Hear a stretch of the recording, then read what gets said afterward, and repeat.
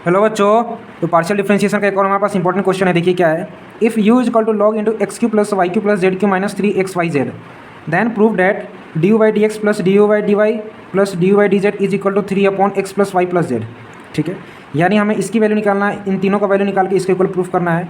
और second part में क्या है, d upon d x plus d upon d y plus d upon d z का whole square into u is equal to -9/x plus y plus z का whole square. ठीक है, चलिए इस क्वेश्चन को सॉल्व करते हैं। सबसे पहले हमारे पास पहला पार्ट इसका देखते हैं क्या है हमारे पास। सबसे पहले फर्स्ट पार्ट में हमें यू की वैल्यू यू इक्वल टू क्या है, log into x cube plus y cube plus z cube minus 3xyz। हम लोग क्या करने वाले हैं, इसको इक्वेशन हम फर्स्ट नाम दे देते हैं। Differentiate this function with respect to x treating y and z as constant. यानी इस फंक्शन को हमें एक्स के रिस्पेक्ट में डिफ्रेंशिएट करना है और वाई और जेड को कॉन्स्टेंट मानना है। ठीक है, तो d u by d x की वैल्यू क्या आ जाएगा, इज इक्वल टू देखो D by d x log x का क्या होता है 1/x।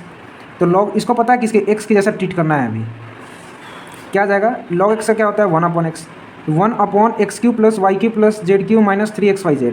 ये टर्म पूरा पूरा एज इट इज आ गया। अब देखिए, अब एक्स क्यू का भी करना है तो क्या आ जाएगा 3x² माइनस इसका, इसमें भी एक्स वेरिएबल है तो इसका क्या हो जाएगा -3yz। ये हमारे पास किसका वैल्यू आया है, d u by d x का। Again differentiate this function with respect to y treating x and z as constant. सही बात है, पार्शियल डिफ्रेंशिएशन में क्या होता है, एक्स और वाई में अगर कोई दो वेरिएबल दे रखा हो और एक्स के रिस्पेक्ट में अगर हम डिफ्रेंशिएट करते हैं, वाई को क्या मानते हैं, कांस्टेंट मानते हैं। वही है, अभी हम लोग वाई के रिस्पेक्ट में डिफ्रेंशिएट कर रहे हैं तो एक्स और जेड क्या हो जाएगा, कांस्टेंट हो जाएगा। ठीक है, तो d u by d y की वैल्यू क्या आ जाएगा 1/x, यानी इस फंक्शन का जो ये वैल्यू है ये तो पूरा पूरा नीचे आ जाएगा। वाई क्यू का करेंगे तो क्या आ जाएगा 3y² माइनस 3xz। अब देखिए, अब हमारे पास किसके वैल्यू आएगा, d u by d y का, d u by d x का ही वैल्यू आ चुका है हमारे पास। अब हम निकालने वाले हैं d u by d z की वैल्यू। तो again differentiate this function with respect to z treating x and y as constant. तो d u by d z की वैल्यू क्या आ गया हमारे पास 1/x, ये तो टर्म एज इट इज आ जाएगा नीचे। जेड क्यू का करेंगे तो क्या आ जाएगा 3z² माइनस 3xy। अब देखिए, अकॉर्डिंग टू क्वेश्चन हमें क्या करना है, हमें इन तीनों का सम चाहिए। इन तीनों का सम को हमें किसके ऊपर प्रूफ करना है, इन तीनों का सम को हमें किसके ऊपर प्रूफ करना है 3/x plus y plus Z.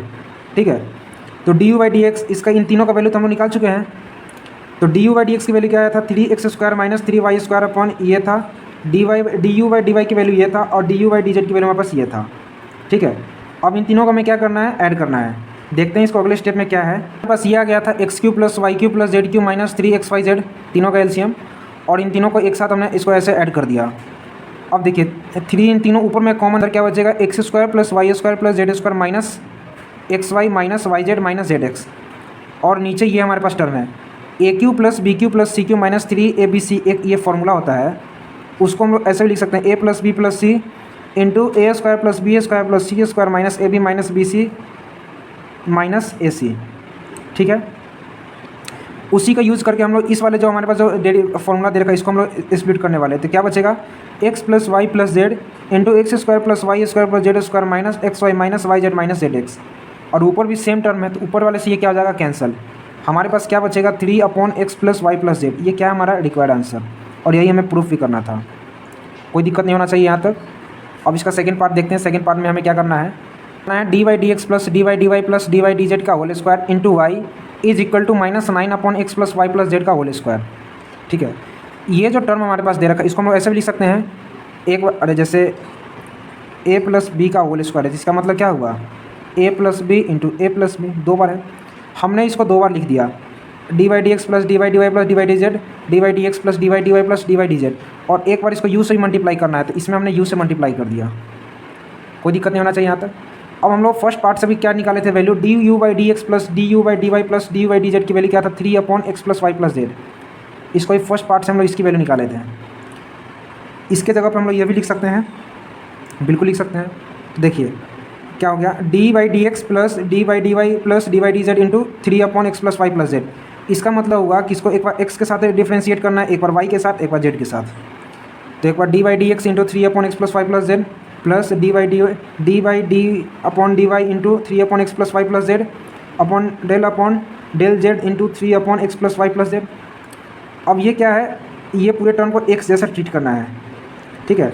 अरे इसको x के रिस्पेक्ट में डिफ्रेंशिएट करना है, तो ये y और z क्या है, कांस्टेंट हो जाएगा। तो 1/x का क्या होता है, -1/x²। -3 तो कांस्टेंट है, -3/x + y + z का whole square. -3/x + y + z, y के रिस्पेक्ट में करेंगे तो यही आएगा, और z के रिस्पेक्ट में करेंगे तो हमारे पास ये वैल्यू आएगा, ठीक है। अब इन तीनों का हमें क्या करना है, ऐड करना है। इन तीनों का एलसीएम क्या आ जाएगा हमारे पास, x + y + z का होल स्क्वायर, यानी -3 -3 -3 यानी -9/x + y + z का होल स्क्वायर। ये क्या है हमारा रिक्वायर्ड आंसर, और हमें प्रूफ भी यही करना था। Hence LHS = RHS।